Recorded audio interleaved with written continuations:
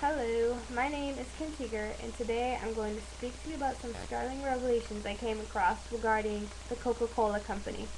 I recently did some research on Coca-Cola, and what I found about the company's ethical issues may be shocking to some. I've drank Coca-Cola my whole life personally, and the opportunity to do a research paper on Coke, uh, when it came across me, I jumped at that chance. I looked at the newspapers online and at Coke's website itself to obtain my information. Let me just give you a little background on Coke. It was started in 1886 by John Pemberton and was first sold in Jacobs pharmacies. During the first year of Coke, sales averaged 9 drinks a day, and now over a century later, Coca-Cola has sold over 10 billion gallons of syrup. Asa Griggs Chandler became the company's first president between the years of 1888 and 1891, and it was him who changed the Coca-Cola into a household name in the business it is today. Coca-Cola is now enjoyed in 8 countries worldwide and is the number one selling soda. Recently, Coca-Cola has experienced some ethical issues, though.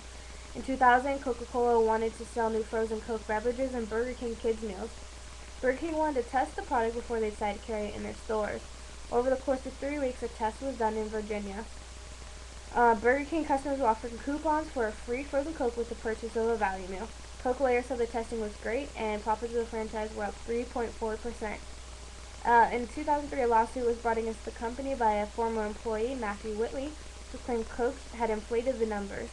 It was later realized that Coke executive John Fisher had paid a Virginia man $10,000 to take hundreds of kids to Burger King to purchase the value meals. At first, Coke claimed that Whitley was just a disgruntled employee, but in June 2003, they admitted that they manipulated the results from the Virginia study. Also, in 2006, the sale of Coca-Cola products was banned on the University of Michigan campus. Other campuses also, like New York University, Rutgers, and Santa Clara University, also have a ban of sale of Coke products. This ban was brought about by the university because of protests from student activists and human rights groups who say that Coke has not done enough to address the issues of labor practices in Colombia and environmental issues in India. In 2001, a lawsuit was brought against Coca-Cola and two of the company's bosses because they believe to be connected with the violence issues of the laborers in Colombia. 8 Coca-Cola union leaders in Colombia have been murdered since 1989, and many others have been kidnapped and tortured. Coca-Cola was also accused of hiring death squads to intimidate union leaders and workers. In India, Coca-Cola is being accused of depleting the water supply, and in 2003, it was reported that Coca-Cola was distributing contaminated fertilizer to farmers that contained lead and toxic carcinogens. This led to Coke shutting down the plant in 2004 and moved to a more industrialized part of India. In 2003, a study by the Center for Science and Environment, it was said that Coca-Cola and Pepsi were found to have harmful pesticides in the products that were sold in India. Coca-Cola obviously denied these claims. They've also suffered some other bad press. In the UK in 2004, they claimed that Coke Dasani water was just overpriced tap water. This summer's Olympics in Beijing, demonstrators accused Coke of standing by while there was a humanitarian disaster in Tibet.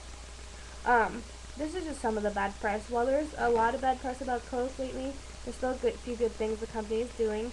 Recently, them and Pepsi have agreed to stop animal testing.